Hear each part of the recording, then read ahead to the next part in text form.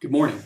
My name is Paul Godfrey, and I'm just going to take a few minutes and prepare you for the upcoming Academy of Management Theory Development Workshop, where we're going to talk a little bit about developing good theory. Just as a disclaimer, I will not be in Anaheim because I just had ankle surgery, and so I am at home recovering in a non-weight-bearing state on my foot. But my colleagues Ben Galvin and Gib Dyer will be handling the workshop, and they're both good theoreticians, researchers, and scholars. So to get you ready for the workshop so that we can utilize our time in Anaheim most efficiently, I wanted to introduce to you the elements that go into a good theory and have you begin to think about how the argument that you want to make and the theory that you want to develop fits into our framework. So let's start by talking about what are the essential elements of a theory and a model. This is just an X, Y arrow diagram, and if you want to think about what's a good theory, a great definition of a theory comes from Clayton Christensen, who talks about a theory causes a theory. Good theory is what causes what and why. So the X box is the explanatory construct in your theory, a well-defined construct that is supposed to explain another construct, the explained construct Y. So it's important that your theory have a clear X variable and a clear dependent or Y variable, as well as a pretty clear description of what's the arrow. Why is it that we expect X to cause Y? So those are the essential elements or guts of a theory that you're going to develop. But there are two other elements that you need to consider. So if you wanted to start and pause this video and think about X causes Y, what's one sentence? What's your independent or explanatory construct? What's your dependent or explained construct? And in just a few words, what's the mechanism for why we would expect X to cause Y? Okay, after you've done that, I want you to draw a box, this large box around your XY diagram, and I want you to think about two other important variables. One are, what are the conceptual assumptions? So let's say that you were looking at your independent or explanatory construct was compensation, and your Y or your explained construct was how people engage in their job behaviors, what work they actually do in the organization, and then you have some explanatory model like people compensation provides positive rewards for people, and therefore they engage in the behaviors that you compensate them for, or what something else might be. So stepping back and looking at the conceptual assumptions, you might think about sort of an economic assumption, an economic concept. Well, the reason why compensation drives performance is that compensation is set up to reward or provide utility for engaging in certain behaviors, sort of economic utility, money, well-being, wealth, and so people will engage in those behaviors. Why? In order to realize that utility. You might also think about a social psychological paradigm or frame that might say, well, what happens is when you compensate people, you allow them the opportunity to achieve by and receive recognition for achieving a certain set of behaviors. And it's this motivation, it's this driving for psychological achievement rather than merely economic utility that drives people to complete those behaviors. You could think about also a sociological paradigm that might talk about no, it's really sort of group cohesion, and it's this sense of meaning and belonging in the social sphere that it creates the link between particular compensation programs and behavior. And then finally, all good theories have a set of contextual assumptions. So there are broad paradigmatic theories like transaction cost economics, like institutional theory, that are presumed to apply across context.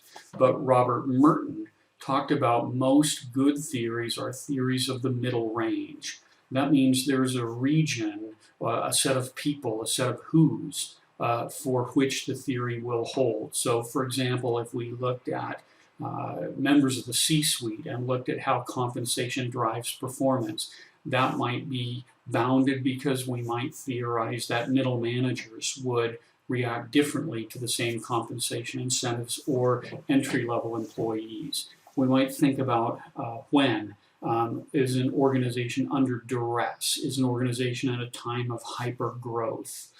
These might be sort of timing related or external whens or where. Are we looking at, and is our theory developed around large publicly held corporations, perhaps family held firms or entrepreneurial firms? So as you think about, these are the elements of a good theory. Now, as you're thinking about what's your contribution, the first thing that you want to think about is my contribution is always going to be a figure against something else in the literature. That's the ground. So you want to take a little bit of time and think about what's the ground. So if you were going to make a theoretical contribution, I'm going to look at my contribution in the Academy of Management Review back in 2005, which was about the link between corporate social responsibility and corporate financial performance. And so what I would want to do to begin is I'd want to say, what is the lay of the land? What is the current theorizing about corporate social responsibility and corporate social performance? And so what I would do is I would say the X, the explanatory variable, is CSR. The Y variable is corporate financial performance. The how or why is typically because has been theorized it improved reputation, it got employees to work harder, it got customers to be willing to pay more.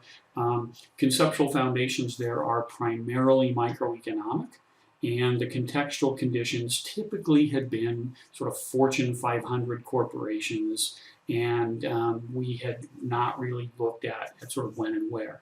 So take a few minutes and think about the theoretical foil or the background literature and theorizing that you believe is in need of revision and that you believe your contribution will help move forward. And I want you to create this kind of a map for that extant or existing theory. So after you've done that, and that might take you a couple of days, that might take you a couple of weeks, then it's time to identify your contribution. And what we're going to talk briefly about is you can typically make one of 5 contributions, and good papers will only make one of 5. You can, for example, say, we ought to study a new dependent or outcome variable. So, for example, the literature has focused on job behaviors very generally. What we want to do is focus on how do compensation systems affect people's behaviors towards risk, towards taking risky actions that might jeopardize the firm or taking more prudent actions. So we might say our contribution is to look at a new dependent variable.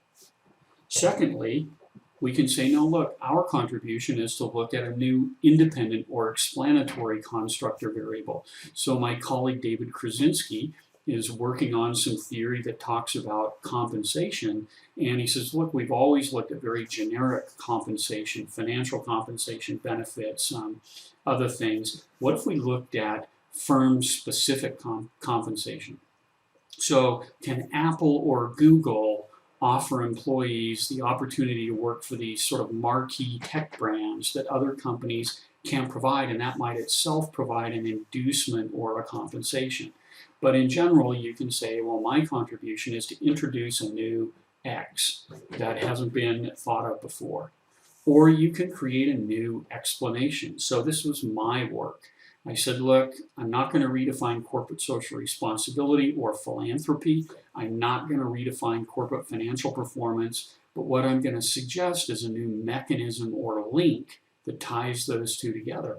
And the link is that corporate social responsibility provides insurance-like protection which preserves rather than grows corporate financial performance.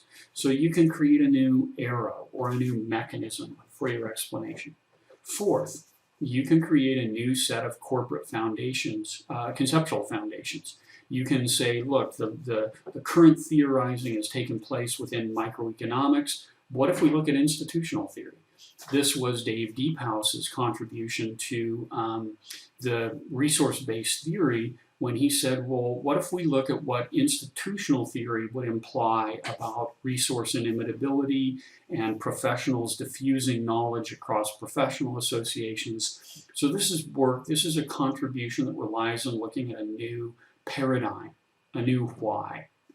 Or finally, you can create a new contribution by looking at a new context. You can say, well, theorizing has currently been done in a Fortune 500 or publicly held firms. What happens if we look at privately held or family-owned firms? One big area of context right now is people are saying, hey, all of this theorizing has been done in a United States or very Western traditional context. What if we look at a developing world context like the base of the pyramid? Or what if we look at other international contexts like the growth of China or India or the BRIC countries or something like this? And the idea here is what you want to do is your contribution is simply saying, how does this existing theory play in a different arena or a different context? So what you want to do by the time you come to our workshop is you want to have identified what's my contribution. Number 1, 2, 3, 4, or 5. And just a final note, this is a very, very important key thing to remember, and that is a good paper and a good theoretical contribution is about one thing.